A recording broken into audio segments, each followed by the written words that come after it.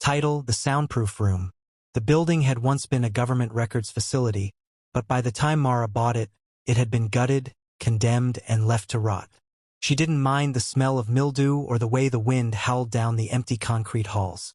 She didn't mind the broken windows or the rust that seeped like rot through the metal doorframes. What mattered was that no one came there anymore. Not police, not vagrants, not even rats.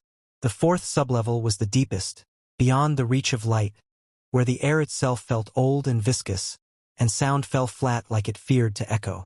That was where she kept the room, soundproofed not with padding or foam, but concrete. 6 layers of it. Thick steel reinforcement embedded into the walls, ceiling, and floor. She'd sealed the ventilation herself with industrial fans set to a whisper. The chains were sunk into the concrete and bolted 3 times over, the locks custom-made. Not because he was strong, he wasn't anymore, but because it had to look like he could have been. It had to feel that way. The room was lit with 1 bulb, a cheap thing that flickered sometimes, but she liked that. It gave her time to observe, time to study him when he thought she couldn't see. He was young, somewhere in his 20s, his body lean but defined, as though sculpted by the intention of strength rather than the reality of it. She didn't know his name, had never asked, never would. He wasn't him, not really, but close, close enough. The first time she saw him, 3 months before. He'd been leaning against a wall outside an underground club, cigarette glowing between his lips, arms wrapped in leather, his face hidden behind his hair and indifference. That single moment had stuck in her mind like a rusted nail. It wasn't just his look. It was his posture, his silence, the way he seemed to exist slightly apart from the world. She'd followed him for weeks before deciding. By the time she took him, it had become inevitable.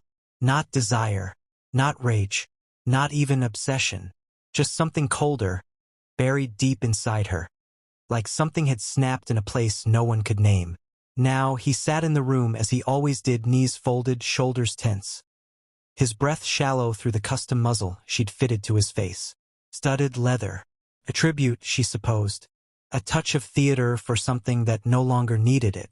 She sat in a chair facing him. The kind of chair you'd find in a waiting room. She always sat. It was important that he knew he could never rise above her. He didn't speak anymore. Hadn't for weeks. Not even when she unchained him for hygiene or when she brought food. She left the mask on unless it was absolutely necessary. Not out of cruelty, she told herself that, but because his silence was the closest she had to purity. What disturbed her most was how quickly he'd become quiet. At first, there had been pleading, bargaining, anger, the usual stages. But then something in him shifted, like he'd figured it out, like he understood that nothing he said mattered, that the shape of his voice could not reach beyond the walls. Not in this place. Not ever again. Mara kept a journal. Every session was documented. Every shift in his expression, every muscle twitch, every blink catalogued with care. There was science to it, at least in her mind. An experiment in containment. Not physical but emotional. Psychological. She was not torturing him, she told herself. She was preserving something fragile. Something unspeakable. And he was beautiful, wasn't he? Especially like this. Curled in the dim light, muscles taut with exhaustion and anticipation. The spikes on his wrist cuffs caught the bulb's light in glints of silver. Art. Sculptural. An exquisite tension between restraint and revolt. Sometimes she thought she loved him. But that was dangerous. Love could unmake things. And he wasn't him after all. Not really. Her real brother had died 12 years ago in a psychiatric institution. Drug overdose. They said it was accidental. Mara had never believed that. He had screamed. They told her. Until he ripped open his own throat. He said the walls were listening. He said his dreams were leaking into the vents.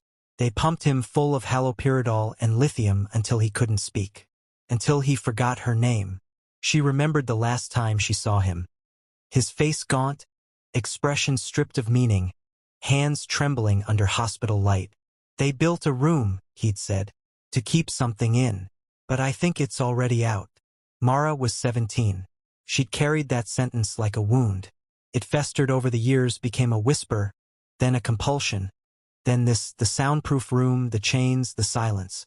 Maybe she wasn't trying to contain someone. Maybe she was trying to become the room.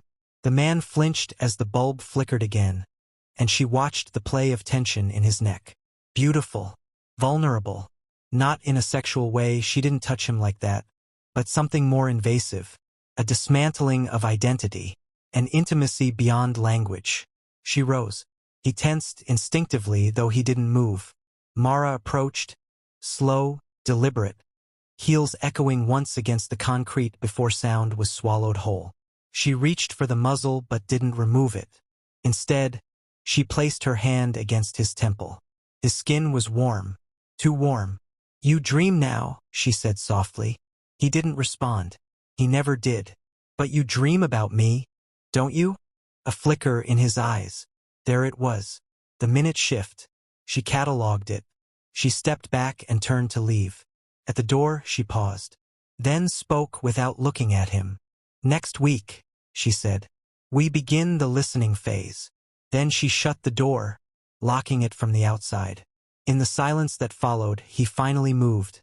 Not much, just a small tilt of the head, as if trying to catch a sound not yet spoken. The room swallowed it whole. The bulb flickered once more, and went out. And the chains, ever so slightly, began to hum. But there was no fantasy in that. No spirits, no ghosts. Only pressure, only tension, only the sound of memory, tightening itself around the throat of a man who no longer dreamed of escape, only silence. And Mara, walking back up the endless stairs, didn't notice the smear of blood on her coat until she reached the light again.